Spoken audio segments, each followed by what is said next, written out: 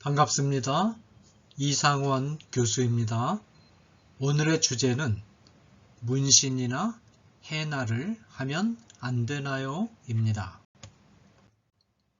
이 주제는 청소년 미래 세대의 고민 2, 3부, 외모, 성, 생명 6개 주제 중에서 세 번째 주제입니다. 이런 질문이 제시되었습니다. 요즘 문신이나 해나를 하는 게 유행인데요. 문신은 조금 험악한 이미지가 있어서 안 좋긴 하지만 해나 같은 건 살짝 하면 예쁘기도 하고 좋은 것 같아요. 그런데 왠지 교회에 해나를 하고 가면 안 될 것 같아서 마음에 걸리는데 기독교인은 문신이나 해나를 어떻게 받아들여야 할까요? 네, 이 질문에 대한 저의 답변입니다. 전통적인 문신은 뾰족한 바늘 같은 도구로 피부를 찔러서 구멍을 낸 다음에 그 구멍에 염료를 집어넣는 방법이에요.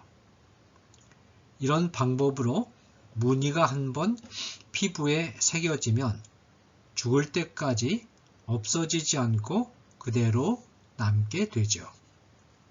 반면에 해나 문신은 해나라는 식물에서 나오는 염료를 살에다가 바르는 것으로 무늬를 그린 후에 마르면 물로 닦아내는 방법이에요. 원료 자체에 피부 보호 효과도 있고 1, 2주일 지나면 자연스럽게 없어지기 때문에 안전한 것으로 알려져 있어요. 하지만 안전하다고 해서 모두 옳은 것은 아니에요. 실제로 문신에 관한 성경의 가르침은 레위기 19장 28절에 잘 나와 있어요. 죽은 자 때문에 너희의 살에 문신을 하지 말며 무늬를 놓지 말라. 나는 여호와이니라. 이 말씀은 두 가지를 금지하고 있어요. 하나는 살에 문신을 하지 말라는 것이고 다른 하나는 살에 무늬를 놓는 일을 하지 말라는 거예요. 앞의 명령에서 말하는 문신이 전통적인 방법으로 새겨 넣는 문신을 가리킨다면 뒤의 명령에서 말하는 문신은 해나 문신과 같은 것을 가리킨다고 볼 수 있어요. 성경 말씀은 이 두 가지에 대해 차별을 두지 않고 모두 금지하고 있어요. 또 한 가지 주목해야 될 점은 죽은 자를 위하여 살에 문신이나 무늬를 그려 넣는 것을 금지하고 있는 거예요. 죽은 자를 위한 문신이란 문신에 어떤 마술적인 힘이 있다고 생각하고 이 힘을 이용하여 죽은 자와 만나려고 하거나 죽은 자의 힘을 이용하려고 하는 등의 종교적인 행위를 뜻해요. 말하자면 살에 새긴 문신이나 무늬를 일종의 부적처럼 사용하는 것이죠. 레위기 본문의 정확한 뜻은 문신이나 무늬를 무슨 신비스러운 부적처럼 이용하는 미신적인 종교 행위를 하지 말라는 거예요. 사실 고대 시대부터 문신은 이렇게 종교적인 행위나 그와 비슷한 목적을 위해 성행하곤 했답니다. 그럼 전통적인 방법의 문신에 대해 자세히 알아볼까요? 전통적인 문신은 역사가 매우 오래되었어요. 고대 이집트나 근동 지역에서 이미 문신이 성행했던 증거들이 발견되었고 18, 19세기 남태평양과 뉴질랜드를 탐험했던 쿡 선장 일행에 의해 폴리네시아와 사모아와 같은 섬들과 뉴질랜드의 원주민인 마오리족에게서 문신이 성행했음이 확인되었지요. 그리고 이들에 의해 영국을 비롯한 유럽 각국 그리고 미국에까지 문신이 퍼지게 되었어요.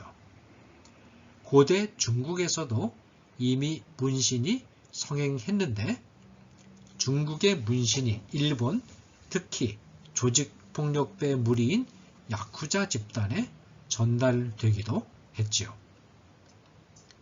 고대 사회에서 문신이 성행한 데는 몇 가지 이유가 있어요. 첫째, 옛날 사람들은 문신에 어떤 특별한 주술적인 힘이 있다고 믿었어요. 예를 들어 보르네오 지역의 원주민들은 몸을 떠난 영혼이 사후의 세계를 여행할 때 문신이 있는 손을 보여주면 통나무로 강을 건너게 해주지만 손에 문신이 없으면 강물에 빠뜨린 다음에 구더기밥이 되게 한다고 믿었어요. 북아메리카의 인디언들 사이에서도 죽은 후의 여정에서 영혼이 맞닥뜨리게 될 장애물을 극복하는 데 문신이 필요하다고 믿었죠. 문신을 보여주지 못하면 영혼이 떠도는 귀신이 된다고 생각한 거예요. 그래서 그들은 바늘로 살을 찌르는 고통을 견뎌내면서까지 문신에 집착했던 것이죠. 그러나 하나님은 이스라엘 백성이 이방의 관습을 따라서 이런 잘못된 미신에 빠지지 않도록 문신을 금지하셨어요. 오늘날에도 크리스찬들은 어떤 마술적인 힘을 얻기 위한 목적으로 하는 문신은 철저하게 멀리 해야 해요. 둘째, 문신은 일종의 질병 치료 방법으로 사용되기도 했어요. 의술이 발달하지 않았던 옛날에는 사람이 중병에 걸리는 이유를 알아내기가 어려워 질병이 귀신의 활동과 관련되어 있다고 생각했어요. 그러다 보니 자연스럽게 마술사나 무당이나 사제들이 질병의 치료를 맡았죠. 이들이 내리는 처방도 오늘날의 기준에서 보면 의학적 근거가 없는 엉터리일 경우가 많았는데 문신도 그 가운데 하나였어요. 특히 문신에 사용되는 염료들은 특별한 약초나 식물의 즙으로 만든 것들이었는데 이런 염료들은 질병 치료에 약간 효과가 있는 것도 있지만 얼토당토하는 경우가 많았어요. 이제는 의학이 크게 발달해 좋은 치료법들이 많이 개발되었기 때문에 문신을 치료 방법으로 사용할 필요가 없어졌죠. 셋째, 고대 사회에서 문신은 성인이 되는 통과 의례로 간주하였어요. 문신을 새기기 위해서는 온몸을 바늘로 찌르고 피를 흘리는 엄청난 고통을 겪어야 하는데 어른이 되려면 이런 고통을 이겨낼 수 있어야 한다고 생각했던 거죠. 소년기나 소녀기가 끝날 즈음에 이 고통스러운 문신 과정을 겪어내야만 마을 주민으로 대접받을 수 있었고 결혼도 할 수 있었답니다. 넷째, 어떤 사회에서는 형벌의 표시로 몸에 문신을 새기는 일도 있었어요. 당연히 오늘날에는 이런 의미로 문신을 새길 필요가 없어요. 다섯째, 몸을 치장하는 장식용으로 문신이 사용되기도 했어요. 특히 남태평양처럼 적도 근처에 사는 사람들은 무더운 날씨 때문에 1년 내내 거의 옷을 벗고 지내는 경우가 많아요. 하지만 이들에게도 자기 몸을 아름답게 꾸미고 싶은 본능이 있는데 마땅히 꾸밀 옷이 없으니 몸 자체를 아름답게 꾸미기 시작한 것이죠.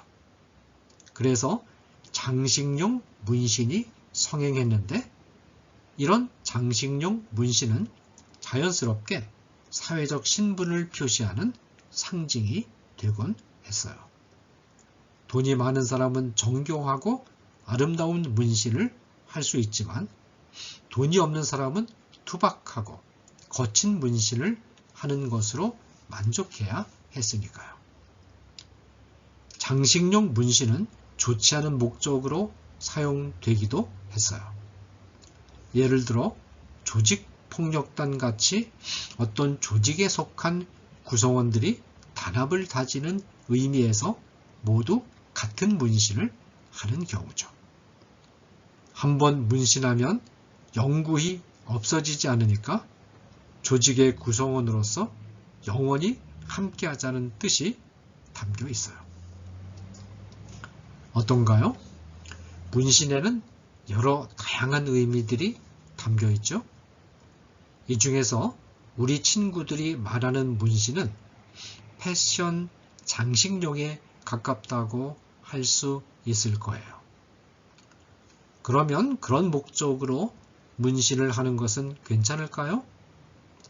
저는 패션 장식용이라 하더라도 전통적인 방법의 문신은 물론 해나 문신도 가능한 한 하지 않는 것이 좋다고 생각해요. 왜냐하면 전통적인 방법으로 하는 문신의 경우에는 위생과 건강상의 문제가 뒤따를 수 있어요. 문신은 바늘 또는 바늘같이 뾰족한 도구로 수없이 피부를 찔러서 상처를 내야 하는데 도구를 아무리 깨끗하게 소독해도 사람의 살 표면에 있는 수많은 바이러스, 박테리아, 세균, 기타 유기물들이 바늘에 묻어서 살 속으로 들어가지 않을 수 없거든요. 따라서 피부에 크고 작은 염증이 생기는 것은 물론 이 염증이 심해지면 피부 암으로까지 발전할 수 있어요. 또 소독이 제대로 안 된 바늘로 작업하면 C형 간염에 걸리는 일도 있다고 해요. 물론 해나 문신의 경우는 이런 위생상의 문제는 없을 것 같아요. 그런데 우리 친구들이 알아야 할 것은 원래 패션 장식용 문신은 입을 옷이 거의 없는 상황에서 어쩔 수 없이 사용한 방식이라는 점이에요. 오늘날은 어떤가요? 옷이나 신발, 가방, 머리 모양 등을 통해 다양한 방식으로 자신을 아름답게 치장할 수 있잖아요. 구태여 원시적인 방법으로 몸을 장식하지 않아도 돼요. 더욱이 우리 몸은 하나님의 형상을 지니고 있고 하나님의 거룩한 전이기 때문에 그 자체로도 이미 아름다운 거예요. 그러므로 가능한 한 몸은 하나님이 주신 그대로의 모습을 유지하고 만약 자신을 장식하고 꾸미는 일이 필요하다면 의복이나 신발 또는 가방 등을 활용하는 것이 건전하고 바른 방법이라고 말하고 싶어요. 감사합니다.